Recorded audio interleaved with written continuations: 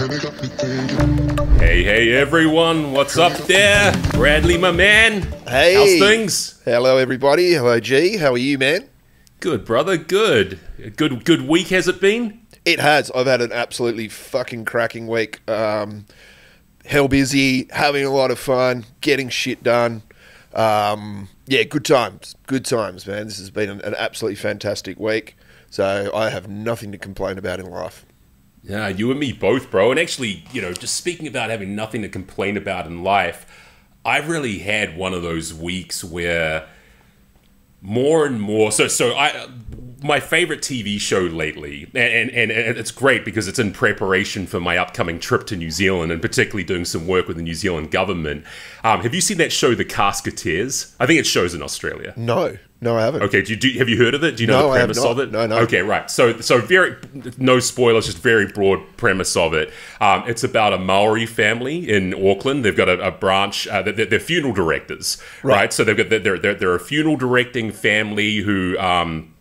With a big staff, and the whole show is a behind the scenes sort of not expose, but just documentary reality TV show about this family and their employees who run a funeral directing business. And the show is honestly one of the most, it's fascinating to me as a psychologist, because to me it's one of the most emotionally complex shows I've ever seen in my life. So it's very, very lighthearted, and half the show is kind of this very saccharine, very sweet a documentary about the family, and particularly the patriarch Francis, the guy who's the head of the funeral directing service. Very sweet guy with these kind of like over the top OCD tendencies and stuff like that. But he's just heart of gold on steroids, right? He's so kind to all these families who come to him in like the darkest moments of their lives. Like they've lost a loved one and stuff like that. So that's half the show. Right. The other half of the show is the actual death, and it's like the first reality TV show where you see like corpses on screen and people, like actual people, just like grieving over the deaths of their loved ones and everything like that, and everything in between. And it's a show. The reason I bring this up is, I mean, I just love the show. It's just so. So is it a reality show? It's a reality TV show. So reality they're not actors.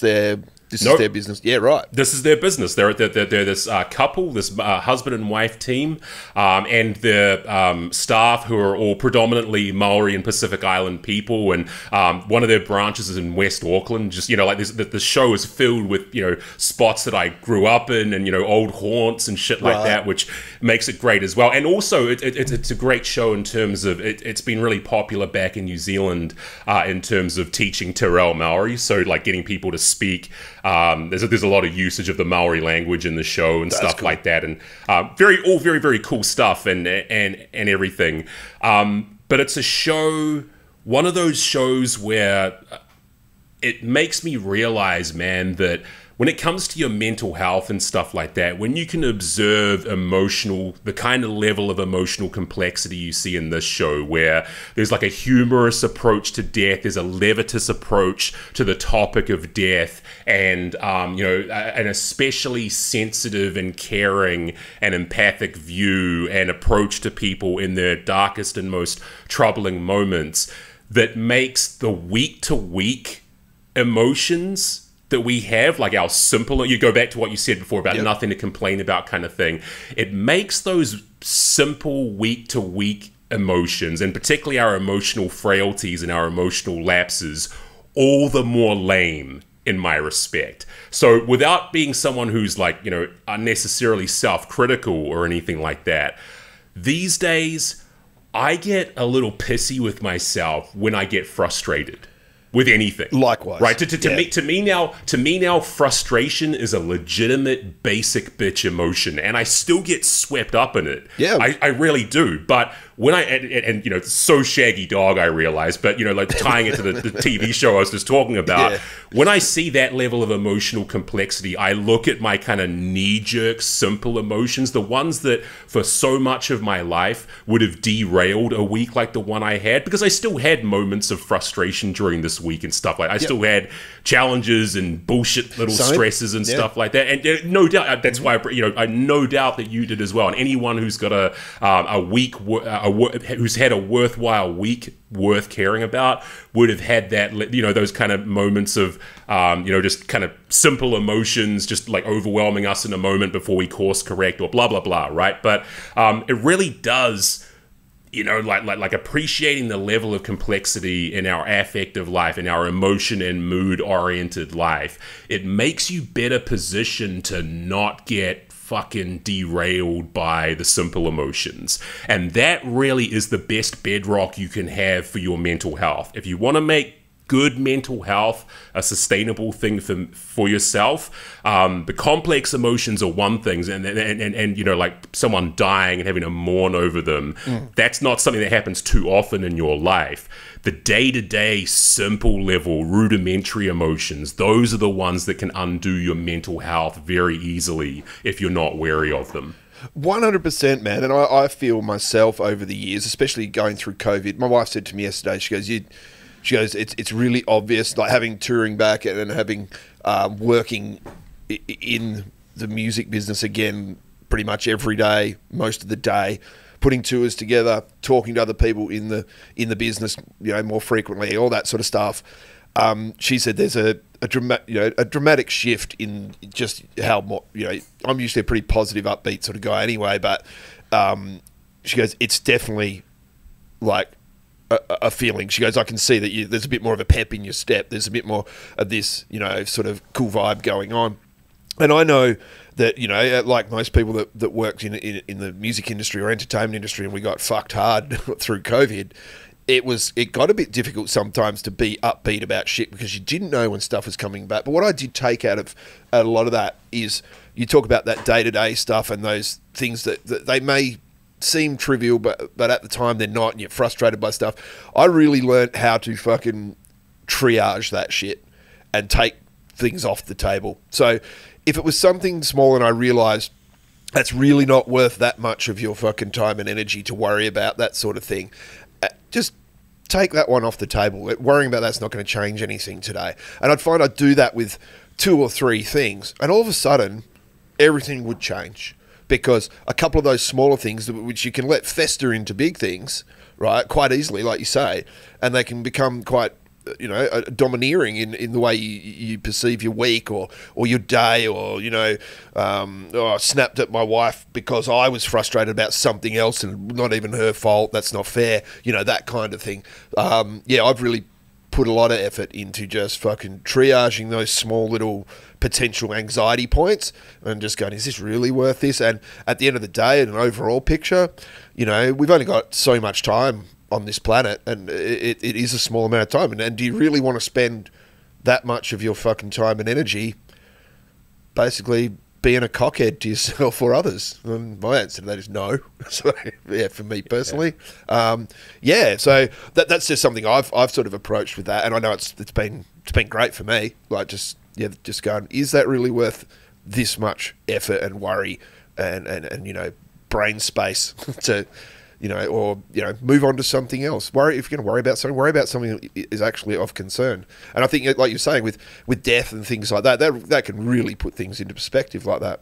Yeah, absolutely. And you got to, you know, as well, like when you do have those moments where you kind of get caught short and you do discharge that emotion in a way for which, you know, maybe you ought to have not, you know, maybe you ought to have had the presence of mind to not discharge it or whatever. If you do discharge it, then thereafter you've got to approach it as a sunk cost and be like, okay, well, you can't then get caught up in that simple emotion. So once the simple emotion has been let off, right, like the you know, where you snap at your wife, you know, perfect example kind of thing, you can course correct, but thereafter you cannot invest any more cognitive energy worrying about something you literally can do nothing about. right? And that's where I think a lot of people get swept up in their simple emotions, right? They you know, because snapping at your wife, for example, is basically never a good thing. It's basically, it's not to say that your wife can't be a legitimate source of legitimate frustration or whatever, or right? vice versa, Or vice versa. And this is why, you know, these are the complex emotions in marital life and so forth, right? Like these more kind of, but it's pretty much never the right approach, right? Like, so, and we all know this, right? So the fact that we do, you know, just discharge that way sometimes to the wrong person and for the wrong reasons at a less than opportune time and opportune circumstances and stuff like that. If it does happen, without validating that behavior or excusing that behavior, if you've done it, you then got to move on. And I think the problem with so many people is they just like stay there. They stay stranded in that mindset of, oh, well, I'm kind of just doomed to be the person who fires off at the, you know, no emotional self-control, so kind of fuck it, right? Like people aren't capable of high quality psychological positive self-reinforcement. You know, they just kind of sort of like, a lot of people just kind of roll with the punches to the point where it's just like, well, snapping at your wife, it's just something that comes up now and again, so just kind of like fuck it, rather than snapping at your wife is something that comes up now and again, but you want to minimize it. You absolutely want to minimize it, and one of the best ways that you can achieve that is to be aware of your potential to do it, and when you have done it, to recognize it, put it behind you, and move on. You know, that is a more fulsome pathway to emotional calibration than being, you know, again, taken up, you know, swept away by the tide of your all the emotions at your back, all these simple emotions at your back. Yeah, exactly, man. And I just, again, I can only speak from my own personal experience there, but that whole, you know, how that could move on to leave you with a fucking shitty feeling all day or something like that. And it might be not even I would find if ever I did those sorts of things in the past, I would beat myself down for being that guy. Exactly like you said. Oh, I allowed myself to fucking snap. That's really not fair. Fucking you dickhead. And then that can spiral into a whole thing of, you know, fucking just beating down on yourself. Which right back at the start, if you just fucking approach that a little bit differently, you know, taking a deep breath, going, you know what, it's really not that important. I had a moment literally last night that could have caused a ton of frustration. I got in my car and was taking my young fella to soccer training, and I've got this old 1988 Chev Silverado left-hand drive, small block engine. It's a pride and joy. I love it. But anyway, it's been having a few little issues lately because she's an older girl, and that kind of happens. Anyway, I'm driving back from soccer, just me, and listening to some tunes or whatever, and I noticed the car starts missing a little bit. I'm like, oh shit, that's not good. Anyway, I pull into the parklands area near my house, and all of a sudden, engine just goes. And so I just went, yeah, rightio, here we go. And I'm maybe a kilometre from my house, and I'm like, okay, there's a lot of frustration triggers that could go off right now, but I just, you know, glided over onto the grass there and got it up in a nice safe position and got out, rang Asher and just said, oh, hey, I know that you're dropping Paige at work, just letting you know, car's broken down. I'm probably going to have to get a tow, but, you know, I've got to get home. I've got to get dinner underway and obviously, you know, get Paige to work and that. And I was like, yeah, I'll just come pick you up and then we'll sort that out later. And we came home. The kids were out. And we just cooked dinner together, had a good laugh, worked out a plan of, okay, we'll call the tow truck guy. All right, well, do you want to drop me over there on the way back to pick up Ben and I'll meet that guy? And, you know, and then got the car back here. You know, he put it into the carport for me off the back of the tilt tray tow truck. And I came inside and I just said to Asher, I said, for something that just could have disrupted the whole evening and kind of did in a way, that was quite a flawless process. Like, there was literally nothing to be frustrated about there because what do you do from there? What's the point of getting worried about anything? I've just got to call the mechanic and get another tow over there maybe in the next couple of days and get a service on it and get that problem sorted. But I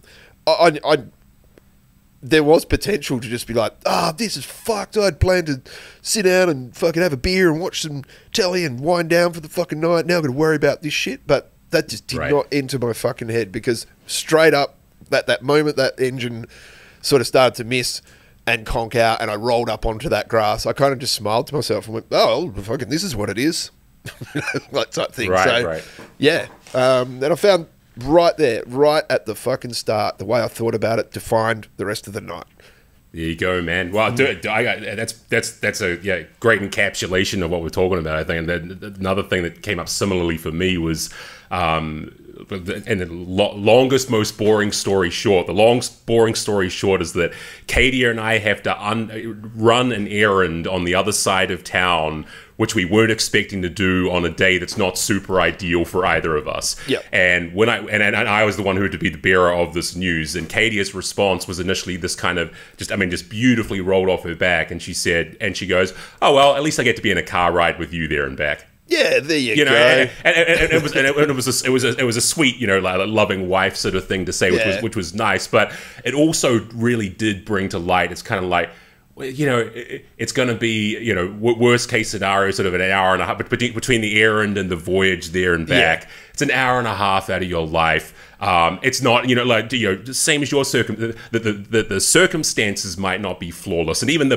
process of, like mitigating the circumstances or dealing with them might not be flawless either. But worth worrying about, worth scuppering your emotional stability and health, and again, good calibration for the rest of the day, or it's like, and dude, very to allude to something you said before, in youth or whatever, I for the biggest part of my life did not have that mindset well developed, and certainly not all the way there yet, but it's so important, man. Just the sweating the small stuff, or the choosing to sweat the small stuff or not, that basic deal with the devil or not, I think is such a huge bedrock part of basic mental health. Yeah, man, the sweating the small stuff. I like to think a defining moment for me was our middle boy Ben. When he was born, he had to have open heart surgery at 9 days of age. So he had this thing called transposition of the greater artery. So his two main arteries were pointing straight down. They weren't switched over. So he had to have an arterial switch operation and all that sort of stuff. He came out blue. Back in the 70s, you would have had like 10 days to say goodbye type thing. But, the marvels of modern medicine, they can perform this surgery.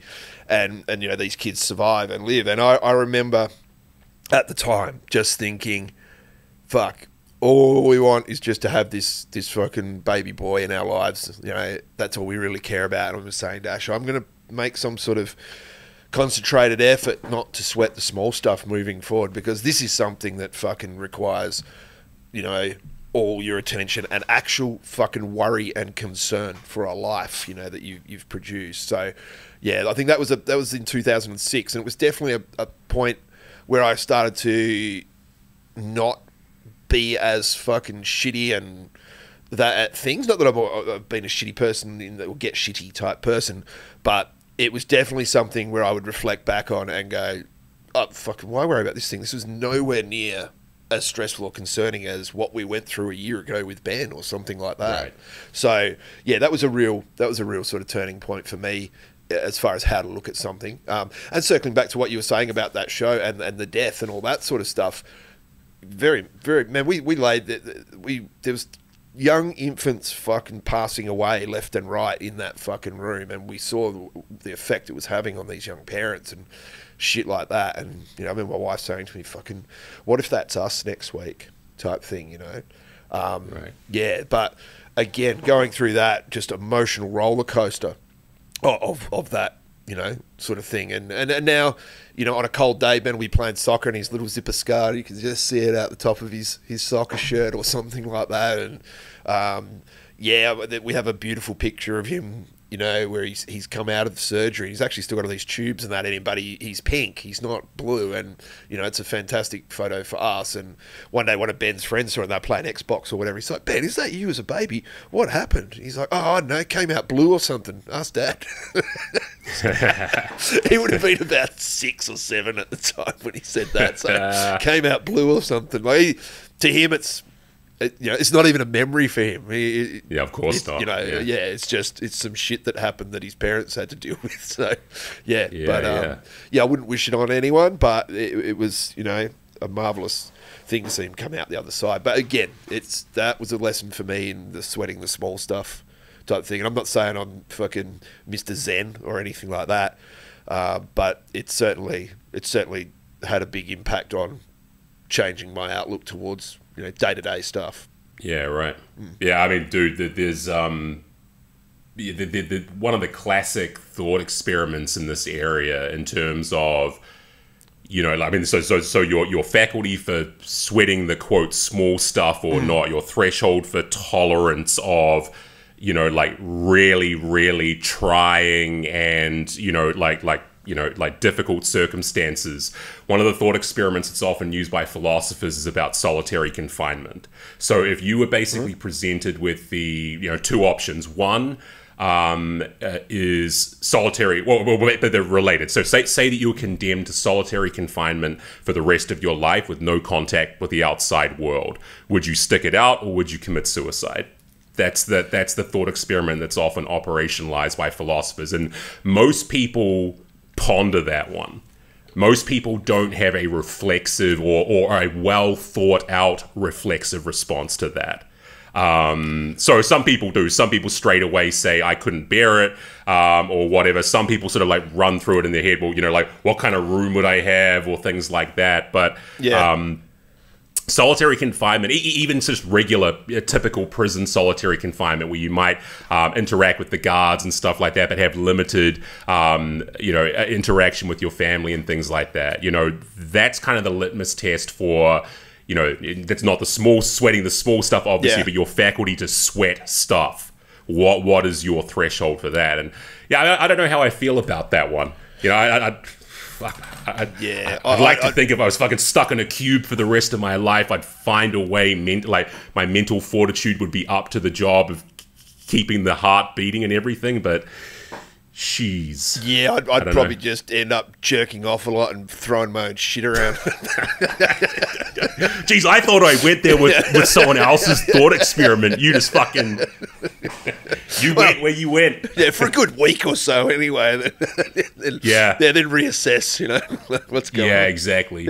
Yeah, I mean, dude, well, if it proves to be the perfect wanking environment, maybe it could be one of these things where it's like, Jesus, you know, like it really is not ideal, but I could eke it out the rest of my life just wanking. I really am on my own here. So. Yeah. That situation where, what did Chris Rock say? That situation where it's like, scream, ain't no bitch gonna hear you. Yeah, you could really just let yourself go. Eh? Yeah, just fucking have at it. Yeah, you'd really have to lean into that imagination, I guess. So, yeah, I know, right? Yeah. Well, we've definitely been leaning to the imagination with this jibber jabber, bro. Yeah, that's all right. I love jibber jabber, man. Yeah, me too. Quit your jibber jabber. Yeah, definitely. But yeah, I think that whole idea, man, of just fucking, you know, looking at something for what it is and quickly assessing, is that really worth this much worry? You know, and hence at the start, like I really see it as a fucking triage fucking thing. Like, you know, lay them out from fucking least important to most important, and you'll find that fucking some of those ones that are that unimportant, you just don't even give them a second thought. Gone. You know, so yeah, that's what sort of paid dividends for me there, I'd say. Yeah, me too. Yeah, pretty much exactly the same. Like I'm actually kind of.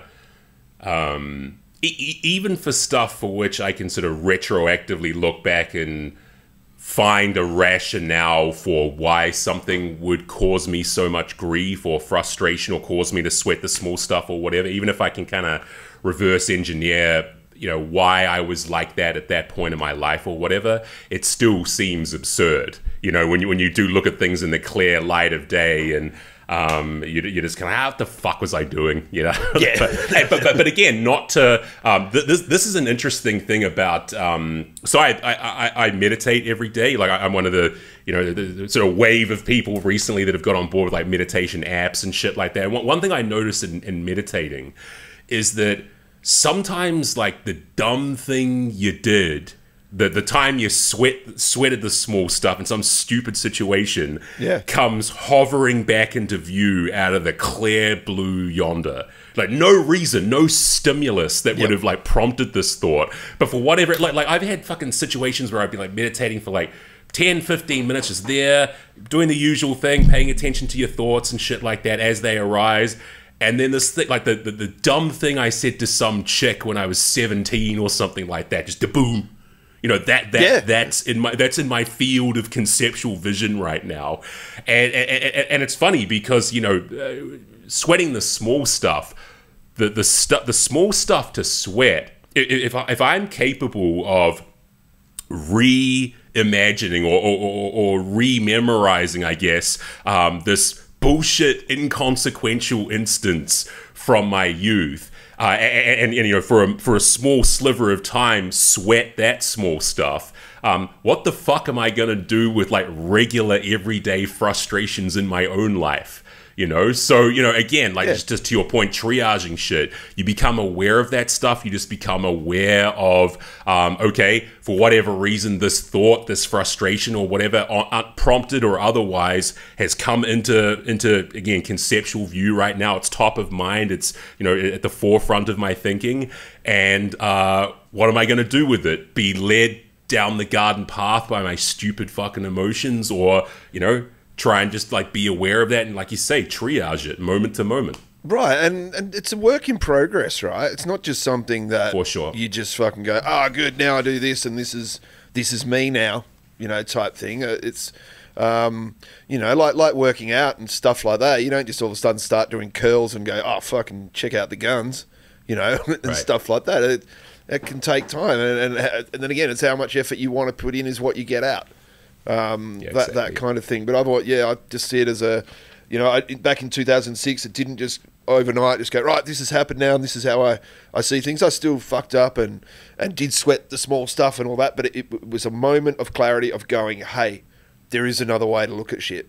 There is another way to do things, you know. And that work in progress thing, you know, as much as like yourself, and you've said it to me before and all that sort of thing, you know, working on yourself is important. And I think with the mental health side of things, you know, people have got to cut themselves some fucking slack sometimes, you know, and not be so fucking hard on yourself, people. Like, you know, I think when people get hard on themselves, like, it's one thing to be hard on yourself because you have certain standards and, you know, this is the way you do things and whatever, but to beat yourself down for something that really doesn't require it can create a nasty fucking downward spiral, like in regards to thought processes and, you know, how you think about things, or, you know, that can turn into, oh, what are others thinking of me, and blah, blah, blah. And that's a nasty fucking place to be mentally. Fuck yeah. And, you know, I think this is sort of, kind of still is, I think, among most people, this prevailing view that kind of self-compassion and self-development are either mutually exclusive or mutually irreconcilable, you know, but it's quite the opposite. You know, if you're good and decent and kind to yourself, especially when you fuck up and you recognize your foibles and your less than helpful thought patterns, and you're cool with yourself, you try to be cool with yourself about that shit, that way better positions you to develop in your life and your career than if you, you know, like just obsess incessantly about where and that you do fuck up. Yeah. Right? Yeah, man. And you know, I'm not a big one for patting myself on the back when I do good, and it's something I've recently realized I probably should do, because that's a fucking healthy thing to do as well. And as recently as what we do with the business with Energeia, right? And the fucking great work that's coming in there, and the great work that you're doing within that business and all that as well. And I said to Ashley the other day, I said, oh, look, I said, I don't pat myself on the back much. I said, but I am going to pat myself on the back here with Gareth, because, you know, we set up this fucking business 10 months into COVID, and we fucking slogged it out and spent a good year working out what's going to happen, what's not going to happen, you know, and to see where the business is going now and what we're turning it into. I turned around to my wife and I said, you know what, we've done a fucking really good thing here, and this is just the start, you know, type thing. And she's like, B, you should pat yourself on the back for it, because it's fucking, yes, that's exactly what you guys are doing. And she goes, and you guys love it. She goes, it's, yeah, well done type thing. I was like, yeah, we fucking did all right here. We're doing all right.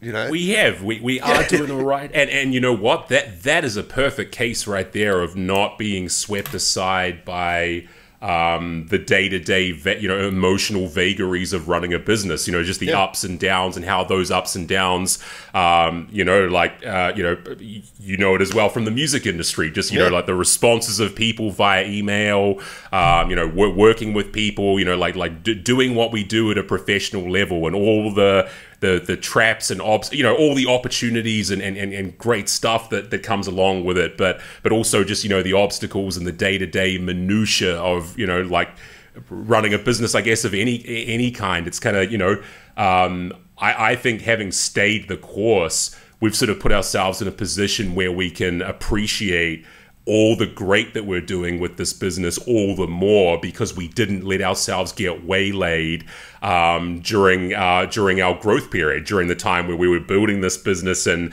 having to go through the teething issues that confront so many businesses, and you know, again, the vagaries of people within the industry, and all the things we was, you know, figuring out and working through, you know, like having, you know, work in progress still, but I mean, having you know, taking things in that direction, it makes the gratifying aspects and the success of this business all the more gratifying. Yeah, most definitely, man, most definitely, and it's definitely been a little stop and smell the roses point for me this week, and this has been part of me having this fucking really good week, is sitting back and reflecting on this and putting some tours together, which, you know, we're going to announce a few more in the next couple of weeks, and things like that. Like, there's this feeling of fucking, I'm lucky enough to be able to throw myself into these things. Yeah, sure, I've you know, been partners with people and created these things, but I'm lucky enough to have these things in my life. So yeah, I'm not only am I going to throw myself at them all in, but I'm going to fucking enjoy the moments that are there to be enjoyed, you know, because why the fuck not? Yeah, absolutely, bro. Absolutely. I mean, you're just smelling that when you've got steroids in your noses, smelling the roses with that kind of fucking nasal action. Yeah. So, do you get into the yoga as well as the meditation, or is it just the meditation side of things? No, just the meditation. I've done yoga before, but meditation's a very, very different set of desired outcomes compared to something like what yoga would be for me. So yeah, right. Meditation for me is definitely about the I guess the greatest insight that I've pulled away from meditating is seeing what your mind is like when you give it absolutely nothing to do, right? So most people just go through their day thinking, not thinking about the fact that they're thinking. We just think, you know, incessantly and non-stop. And so I think for me, meditation's like a kind of window, you know, first thing in the morning. I normally just meditate once a day, first thing in the morning when I first get up. Just seeing what your mind is like when you don't stimulate it with anything. Yeah. Right. And just know, so you have to pay attention. Like there's a difference between what some people would consider trying to meditate and simply thinking with your eyes closed, right? So, you know, some people will sit down for 10 minutes and non-stop just think in their own head about all the plans they've got for the day and all the shit they got to get done and stuff like that. And that shit's going to come up automatically. But the idea is to pay attention to it and then kind of notice it and then move on, and then pay attention to, you know, breath is very popular and common and well known, and sounds and things like that. You're just paying attention to the present moment. And when you get into that shit and notice, you know, so you do notice that your brain goes straight away to all the shit that you've got to do in your day, all the obligations you've got and stuff like that. But then once those thoughts kind of, fly away, and the next thoughts start invading. You get something like the dumb shit you said to the chick when you were 17 years old. Or what. That to me is the central insight of this practice, is what your mind is like at total default level. Yeah. Right. So when you're not stimulating your behavioral or thinking patterns, you're just seeing what you do when you put them in. You put your mind in neutral and then just kind of observe. And so, I don't get me wrong. I was never under the impression of anything less than my mind is a cornucopia of crazy and fucked upness in my own way. But but previously, I was only ever kind of on the ride. With this practice, you kind of step off the ride a little bit and kind of watch yourself on the ride. It's like almost sort of adopting an aloof third-person perspective on yourself, just kind of like studying. Yeah, so it's actually not, different meditation traditions, there's different aims, like transcendental meditation, which I don't do, stuff like that. That's the more Zen kind of, you're trying to achieve, the mindfulness meditation is just trying to achieve kind of, what is the difference there? Differences in the philosophy, differences in actually how you do it. Like transcendental meditation's more, and I'm not going to give a super faithful, accurate version of what this is, but my understanding is that transcendental meditation is more philosophically closely connected to actual Buddhism, like religious-esque Buddhism, where there's a goal to achieve like this like super state of so-called nirvana or enlightenment or whatever. Whereas mindfulness meditation, which is also primarily derived from Buddhist traditions, like that's how it's kind of been exported throughout the world. That is more about just paying attention. It's just about paying attention to the nature. It's taking an opportunity, a deliberate opportunity to pay attention to the nature of your own mind, given that for the rest of your day, you're not going to have that opportunity. You just have to use your mind. Right. Okay. So yeah, that's kind of, so there's, I'm certainly not the person to categorize all the differences between the different meditative traditions and stuff like that. But the kind that I do is just very bog standard garden variety, exported to the West on an app, and the app's great. The app's fucking. Yeah. I can't. I've got a couple of meditation apps I use and shit, like a lot of people are using these days. And yeah, man, it's just it's certainly, and like they say, this is not the goal. There's no goal in meditation. They always remind you, if you don't meditate well one morning, it's a get back on the horse kind of scenario and just keep going at it. But it's definitely brought me some appreciable benefit. I think just the time of the day that I do it. So first thing, like don't check my phone. Like just make a point of like not checking my phone, not giving my brain any information really first thing in the morning, apart from get up, go to my office, sit in my chair, my comfy corner chair, and then for the next 10, 15, 20 minutes just it's like a guided app. So it's like it's a person's voice that kind of punctuates the 10, 15 minutes, like every 30, 40 seconds or so, maybe. Sometimes it's a little bit more delayed, and it's almost like when you hear the person's voice, it's like a self-awareness alarm. Right. Like it's kind of like, okay, you like it's almost as if to say, whatever you were thinking about over the last 30 or 40 seconds, and inevitably you were thinking about something. You were thinking about your plans, all the things that, because your mind can't help but think. Yeah. Right, that's what your mind does. Your mind can't help but think. So the meditation app then chimes in and says, now, like if you've been lost in thought for the last 20 seconds, just notice that and then move on and see what the next thought that comes in is. Say, oh, what's the next thought that's coming in? And maybe it is like another plan, or maybe it's like, I love my wife, or maybe it's just, again, what your mind bubbles up with when you actually don't give it anything to do in some sense. Yeah. I'd be cool to fuck with people on those apps. Like, they're into the fucking, in the zone doing their thing. And then, the voice comes in just, now I just want you to reach into the front of your pants or something. Start tugging away. Where's this going? And then the person's that into it, they just reluctantly almost, just, all right. Or it is the person on the tape. I better go with it. I better go with the meditation voice. Oh, dude, I got a good one, actually. Fucking, this is a classic the meditation gone awry story. So I haven't actually been using it a lot lately, but I was using CBD, you know, the non-psychoactive part of weed. Yep. You know, like it's so for, you know, it was decent. I didn't get that much benefit from it, but I was using it for a little while. And long story short, I bought some here. And I thought, okay, this is when I was just getting into meditating. What I'll do is I'll have some CBD in the morning, and that's supposed to sort of clear your head and, you know, like shake out the cobwebs and shit like that. Yeah. Then I'll sit down for my morning meditation and see how I go and, you know, see what the meditation's like. Maybe it'll turbocharge my meditation or whatever. Unbeknownst to fucking me, this CBD was like 20% DMT.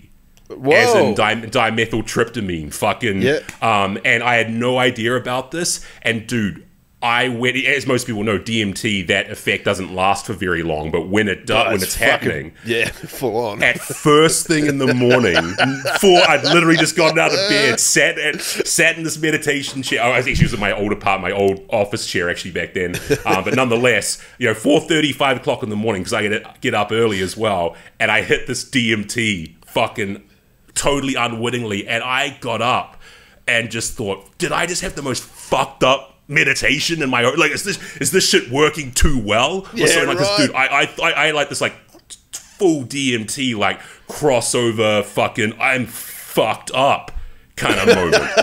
You know, like that fucked up. And I like got, you know, I was like staggered out of my office finally after like 2 minutes or something like that. Katie is like, what the fuck's wrong? And I was like, I don't know. There's something either. And I was literally like that. I was like, I don't know. Help. I was like, and dude, and there's nothing on the, nothing on the box. That was going to be my next question. Yeah, there was nothing on there. And then I fucking messaged the guy that I got it off the next day, and he said, "Oh yeah, it's 20%." It's like, dude, that's a very fucking different product, you fucking idiot. Yeah, you don't want to be flaking on that shit. Like, fuck. Yeah, like, dude, if I'd been prepared for it, I would have been like, maybe doing DMT at 5 o'clock in the morning is a good thing to do. I'll try that, but I want to be prepared for it, you know? I thought I was losing my mind. Seriously, I was like, what the fuck? Yeah, no doubt, man. I think if you're going to go and do some DMT, which is fucking intense as shit, you might want to have some preparation or whatever. There's some lead-in, right? Some lead-in. Give me a runway here. Yeah, like, fucking hell, man. Yeah, put some instructions on the tin, dude. Yeah, I know, right? Fucking hell. That's, yeah, next thing you know, you fucking sunning your asshole on your yoga mat. You and these fucking people sunning their asshole. That's going back to an older podcast, but like that was an indelible reference that I was kind of just like all at sea on. Yeah, but did you look it up afterwards? Like, I did actually. Sunning your soul on a fucking nightstand. Yeah. Gross. I'm not sure of the benefits. There's a place just east of here, and I think once a year they have this fucking sun your asshole festival. They just lay on their backs with their fucking legs up in the air. It's something I could be sold on, man. UV for sure. on the taint, you know. So it's fucking. Yeah. Kind of like the anal version or the rectal version, probably more accurately, of like doing connected to meditation and doing like a silent retreat meditation. Yeah. You know, it's like a heavy duty version of like, you know, as long as you spend your time getting your fucking anus exposed to the bare sun, there are so many appreciable benefits that will come from that. Yeah, and then you can just head over to the refreshing colonic tent and just fucking, you know, get yourself all fucking cleaned out there as well. Be fresh and good to go. Yeah. I gather there's a colonic tent at the Sunning Assholes Festival or whatever it's called. One would hope, right? I mean, they kind of go hand in hand. Yeah, right. They're probably one of those like businesses that are kind of like cross-pollinating, right? Like a colonic business and a retreat for sunning your asshole. Oh, you can just get it all done. One-stop dot shop. One spot. One spot solar sunning. Fucking hell. Have you ever had any fucking colonic irrigations? You know, I haven't. Something I actually have looked into a couple of times. Yourself? I had one when I was about 24, but it was a barium one. So it was to get a certain X-rays and stuff done. So they fucking shove the tube in your arsehole and fucking pump you full of this barium, and you feel it fucking filling up your gut and stuff like that. And it's to get certain images of certain organs and things like that. And it was a fucking weird sensation. And then you just fucking shit white for 2 days. So it was pretty rugged. And yeah, my mate Gav, he because of course, you know what me and my mates are like, fucking that sort of shit becomes fucking shared knowledge pretty quickly. And I would think so, yeah. The rippings fucking start, and Gav was calling me Barium B at one. Oh, it's Barium B. So you can get fucked. Yeah, but yeah, I fucking shared that sort of stuff with my mates because I knew it'd be good for a fucking laugh. So yeah, but no, that's the closest I've come to any sort of fucking having fucking shit blasted up my ass. Apparently it is that colonic action is, what little I've read of the sort of the data and the research on it is that it actually is a legit, if you can bear the, I guess, like I'm not sure how in quote unquote invasive it is or whatever, but apparently it is super good for you, and apparently once in a while it's worth clearing the decks, as it were. So yeah, it would have to be good for you, man, because there's so much fucking literal shit that would get fucking left up there, no matter how healthy your bowels and your movements and everything like that are. That every now and then a good clean of anything is fucking good for it, right? Yeah, absolutely. Actually, that's one of the reasons I fast. One of the reasons I fast is just it clears out your intestinal tract and shit like that. And so the likelihood is that if I did do a colonic, my speculation is compared to an average person, there would be less waste getting pulled out. That would be my hope anyway, my belief. That, yeah, right. Just those big solid shits. Yeah, just nowhere to be seen. I discharge and I move on. I don't let them hang around like some people. Hey, just backed up. Why are shits tapered at the end? Why? So your ass doesn't slam shut. Yeah. That's an old primary school joke. Fucking talk about things just coming into your head for no reason. Yeah, Rob, there you go, right? Like, it's actually, dude, it is literally, but like to talk about like shit coming into your head, and that's most of human cognition, right? Like so when it's not always necessarily random. Like, it's not always necessarily like just like, a total bolt from the blue. Where the fuck did that come from? But even when you are making associative, you're making associations like between some stimuli or something that's like come into view for you and some hitherto disconnected idea or something like that, you can kind of make sense of how you made the connection after the fact, but at the time it's totally unconscious, it's totally spontaneous. How what made me think about that? Oh, it'll be because we kind of confabulate and retrofit an explanation for why we thought the dumb thing or why we made the observation or whatever, but in the moment that was totally not in our control. That was just kind of like your brain just snaps into gear for better or worse. Yeah, and a lot of the time for worse. Yeah, you do. At that point, you do have that option of, do I say this or fucking not?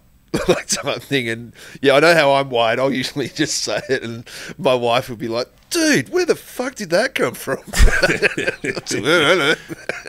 Yeah, there's kind of everyone's got like differences in their kind of like saccade of opportunity to do something about that, right? Like some people are just pure impulse, right? Like some people are just the train totally taken off the train, and are just driven by pure emotionality and whatever comes into their head, and it's not only just no filter.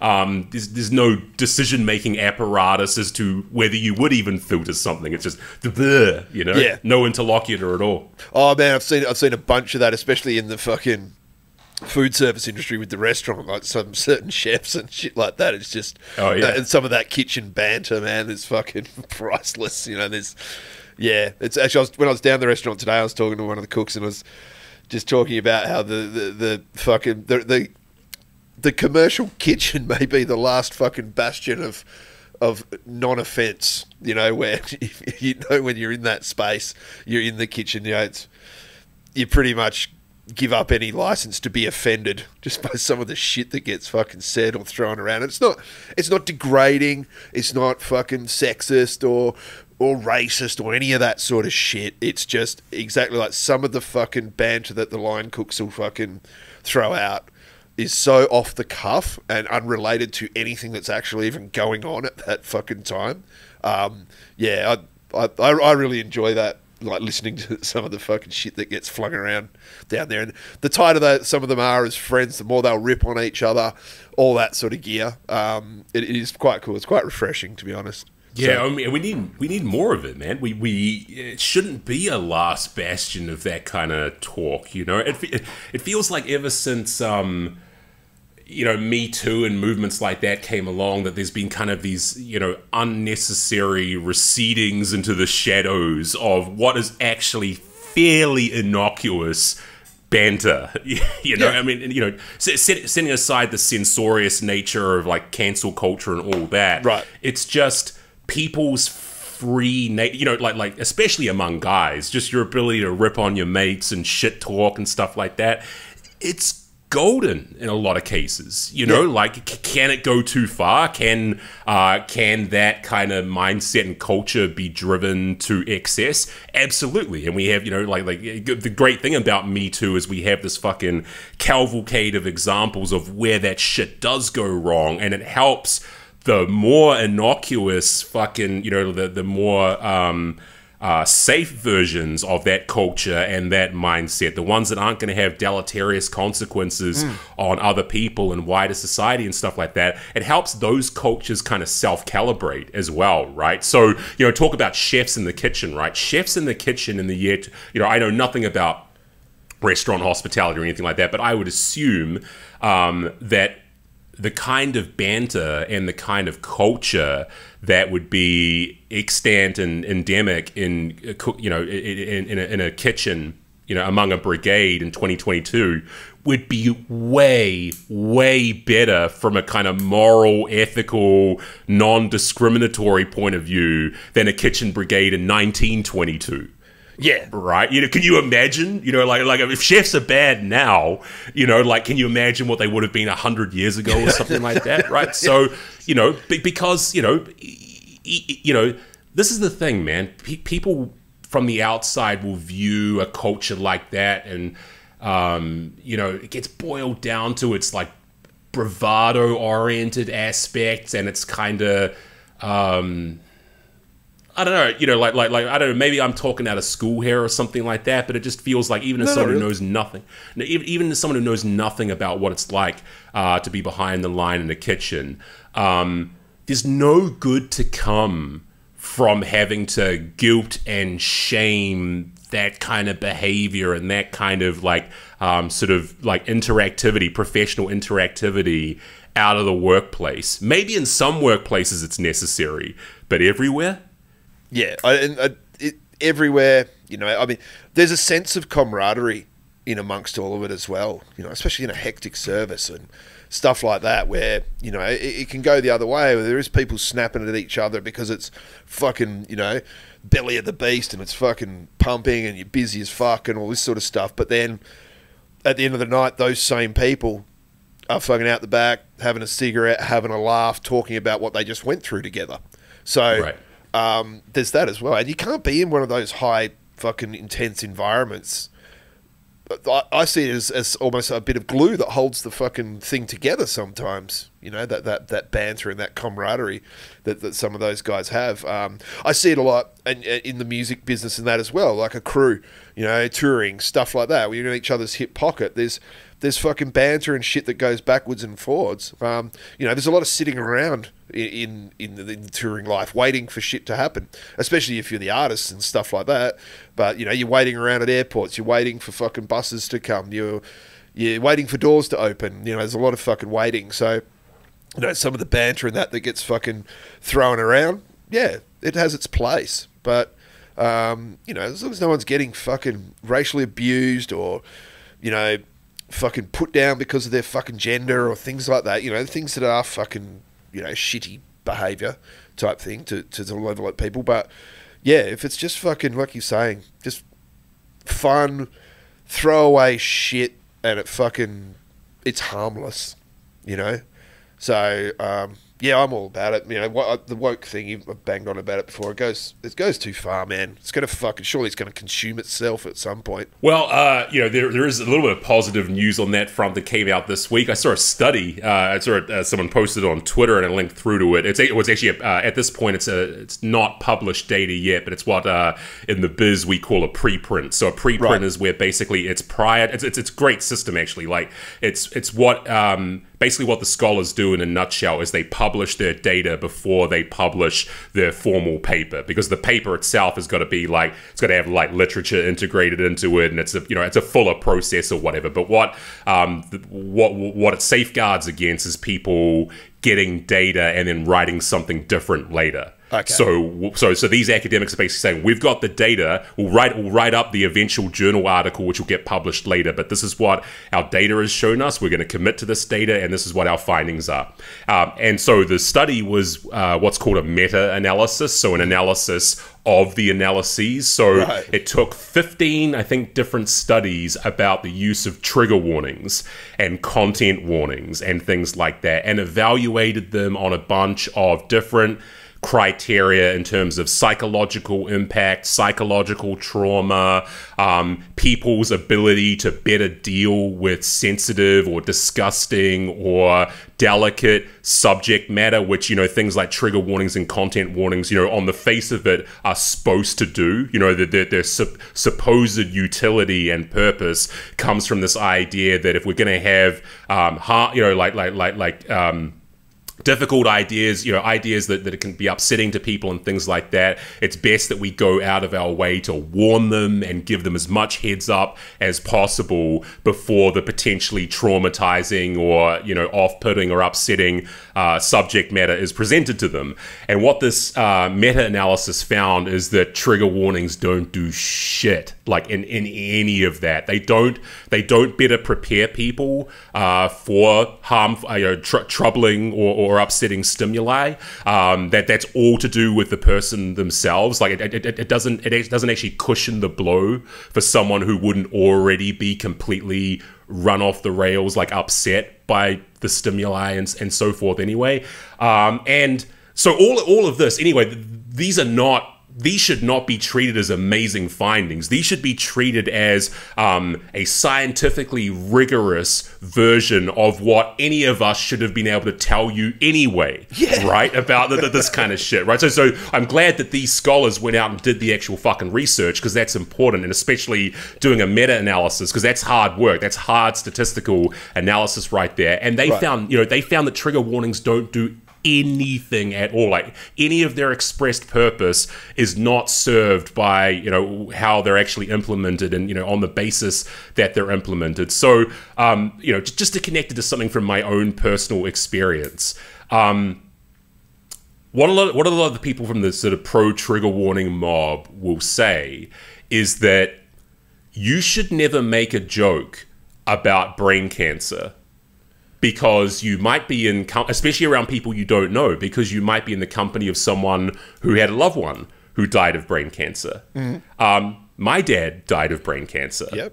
And I would like to think that as potentially in a moment, you know, it might make a less than wonderful memory crop up in my mind, I'm not going to fucking impugn someone for the crime of, you know, making a, you know, like, let's call it a less than calculated, less than delicate observation, unknowingly upsetting someone in the process, right? So, anyway, I'm sort of like warbling a little bit here, but this shit was never sensible to begin with. No, man. it was never.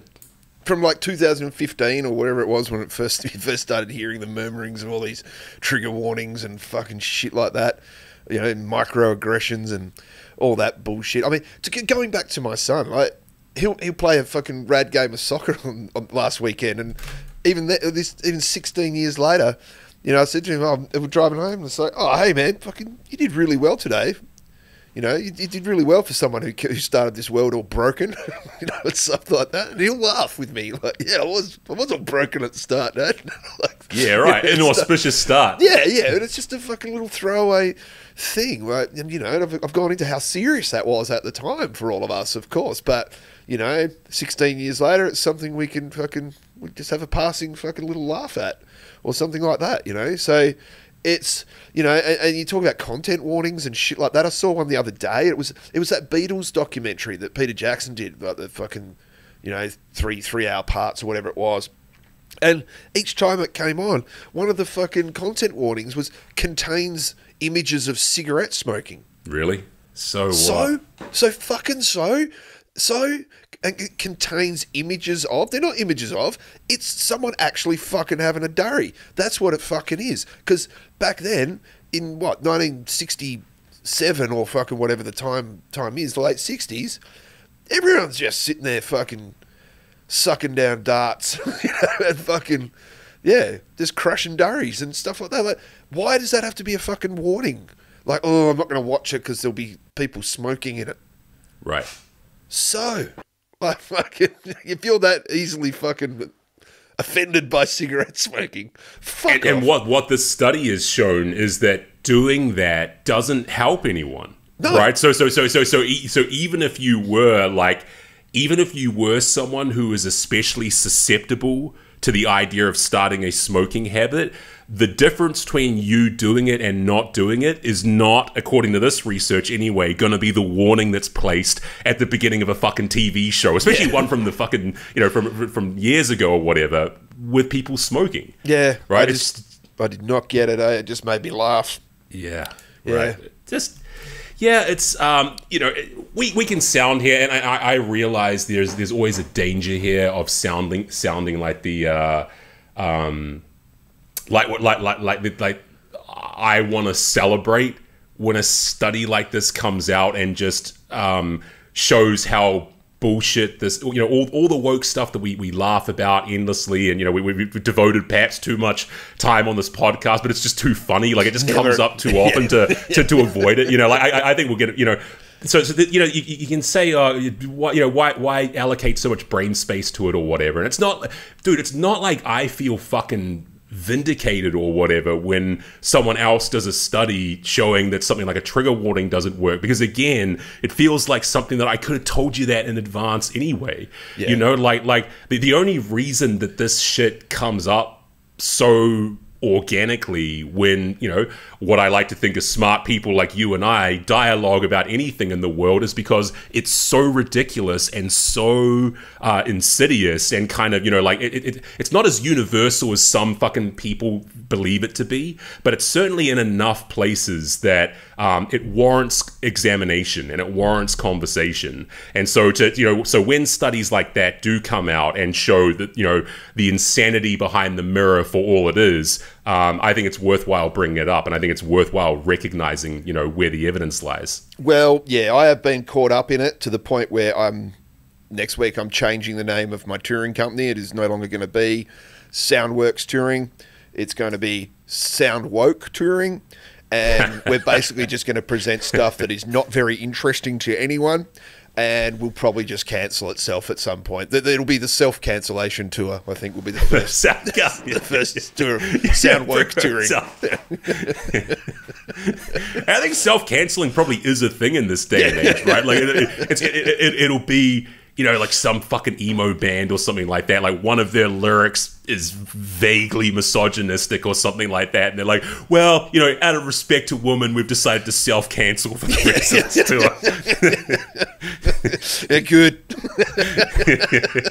Yeah. Oh, your shit wasn't really landing with me anyway, I gotta say. It's a pile of shit. Whatever, go put some eyeliner on. I don't care. But yeah, man, it's fucking, I don't know, it all gets a little bit crazy, and I prefer just to fucking laugh at a bunch of it, because that's all it really fucking gets out of me. But yeah, I'm not getting caught up in that shit. Yeah, me either. And that's why, you know, I'm you know, I would hate that someone would think that I'm, you know, super right, like someone who's just got this demented anti-cancel culture, whatever kind of axe to grind or something like that. I'm really not, for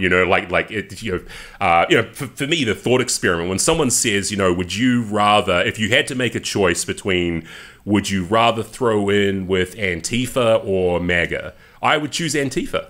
Yeah, and I fucking hate Antifa. Yeah, I hate everything they stand. But knife edge choice. I mean, this is just like the most stupid way of making my bona fides clear here. But just because I'm anti the fucking crazy shit that we broadly call cancel culture, and why I'm so happy to see a study like the one I just described and shit like that. It's got nothing to do with any kind of like right wing fucking again axe to grind or whatever. It's just I'm not a retard. Yeah, I'd like to think that's the some elements I am. Yeah, I mean, there's elements in recent times where it was almost felt like you are supposed to choose. Are you one or the other? Are you with us or you're against us? Type thing. Like, so in that respect, I've looked at it and gone, I'm fucking neither. So I don't know, like you're saying, I'm supposed to fucking just pick one or the other. But yeah, if you had to throw your hat in with someone, I'm going to throw my hat in with the far left element before I throw it in with the fucking far right element. Fucking 9 times out of 10. But I like to sit there and fucking see what everyone's got to say, in a way, and just kind of go, well, what actually just makes fucking sense in amongst all the bullshit? Yeah, and the centre's not helpful either. I feel like the idea of the political centre, or even the philosophical centre, that's proven to have tremendous disutility as well. Because I feel like these days, identifying as a centrist is kind of synonymous with identifying as non-committal. Yes, and inherent in that idea is the idea, well, maybe you should be committal. Like by being non-committal, you've based your entire political philosophy. You may be saying non-committal, but it's still oriented around the idea of commitment, right? Whereas the rather than being in the center, the way that I would sort of think of it almost is like kind of pogoing between not the extremes, but kind of I like to think that most of the time I'm kind of pogoing between different rainbows in the center somewhere, but not just hoeing to the center. Not just being stuck in the center and identifying as being in the center. They're kind of vacillating like a rainbow over the kind of inner reaches, the inner districts of the center. Yeah, I want to be a listener. I want to be a learner. I want to be an acknowledger. I want to take it all in and come to my own conclusions. I'm going to be swayed one way or the other by facts, essentially. So, but I just like to be open to things, not just fucking railroaded over this way. You've got to be fucking thinking this or you're shit, So that's the bit that fucking grinds on me a fair bit. But man, I mean, on that note, we are probably starting to run out of time a bit here. Yeah, we're probably starting to run out of political juice in the process. Yeah.